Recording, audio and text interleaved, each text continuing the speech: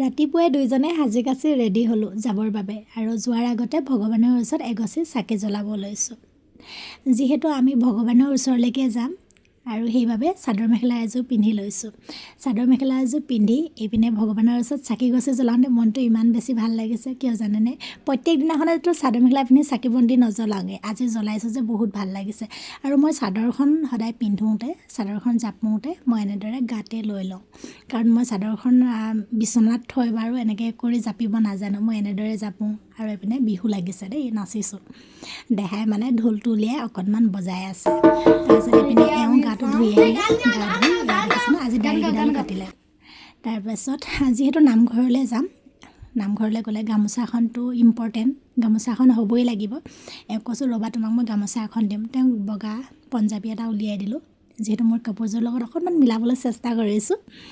আৰু তেওঁ এতিয়া এইপিনে চুলিখিনি ফনিয়াই লৈছে। তাৰপৰা বোলো ব'লা সোনকালে যাওঁ, অকণমান দেৰিয়ে হ'ল। তাৰপৰা এইপিনে গামোচা এখন উলিয়াই আনিলোঁ।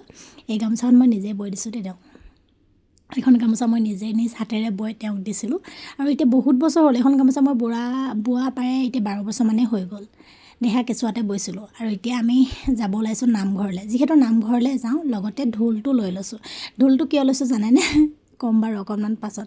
এইপিনে যিহেতু আমাৰ ঢুলীয়াজনে ঢোল বজায় আৰু মই পিনে ঢোল পিঠিত বকিব লাগে। আহি পাই গ'লোঁ সি নামঘৰ, আৰু এইটো হৈছে আমাৰ নামঘৰ, যিটো নামঘৰ বহিৰাজ্যত স্থাপিত। আমাৰ অসমীয়া নামঘৰ বেংগলোৰত আছে। আপোনালোকে নিশ্চয় মোৰ ভিডিঅ'সমূহত আগতে পাইছে, মই কৈয়ে থাকোঁ। আজি আহিলোঁ আমি নামঘৰলৈ বুলি। আৰু এইপিনে আকৌ অকণমান পাছতে শ্যাম আহিলে। শ্যামে আজি আহিম বুলি কোৱাও নাছিলে, হঠাৎ আহি পালেহি। এইপিনে চৌকিটা বন্ধ কৰি দিছে আৰু যোনে চিনি পালে দেই, বন্ধুৱেক যে একদম মানে চিনি পাই গৈছে। মোৰ হাঁহনিয়ে ধৰিছে, মোক কৈছে নক'ব দেই বৌ বুলি কৈছে। মই কোৱা নাই, তেওঁ চিনি পালে। আৰু এইপিনে দেহাই আকৌ শ্যামক লগ পাই পিনে আমনি কৰিছে নহয়। তাৰপিছত এইপিনে প্ৰসাদৰ খোৱা টাইম পাই গ'লহি, এইপিনে নাম প্ৰসংগ হৈ গ'ল। তাৰপিছত নামত অকণমান টাইম বহিলোঁ আৰু তাৰপিছত আহি এয়া আমি প্ৰসাদ বিতৰণ কৰা হৈ গ'ল। তাৰপিছত এয়া প্ৰসাদ খাইছোঁ। তাৰপিছতে এইপিনে গৰম আহাৰ, সকলোৱে ভাত খাবলৈ লৈছোঁ আৰু মই বোলো ভাত কেইটামান খাই লওঁ। এইপিনে মোৰো ভাতৰ কাঁহীখন অনা হৈ গ'ল। এইপিনে এতিয়া আমি গৰম আহাৰ যিহেতু গ্ৰহণ কৰিম। লগতে এয়া অকণমান পায়স বনাইছে। আৰু নামঘৰৰ ভাতকেইটা খাই বহুত বেছি ভাল লাগে মোৰ। মানে বাকী ঘৰত কিবা ইমান স্পেচিয়েল যি নবনাওঁ, কিন্তু নামঘৰৰ ভাতকেইটা খাই যে ইমান সোৱাদ লাগে, মই বহুত ভাল পাওঁ। নিৰামিষ যদিও কিন্তু বহুতেই বেছি টেষ্টি হয়। আৰু যিহেতু ভগৱানৰ ওচৰত খোৱা কথা। আৰু এইপিনে মনটো মাৰি পিনে বহি আছোঁ, আমনি লাগিছে, টোপনি ধৰিছে। যোনে কৈছে কিয় মন চন মাৰি বহি আছে, মই কৈছোঁ সকলোৱে গ'লগৈ, মই বাৰু কিয় ৰৈ আছোঁ।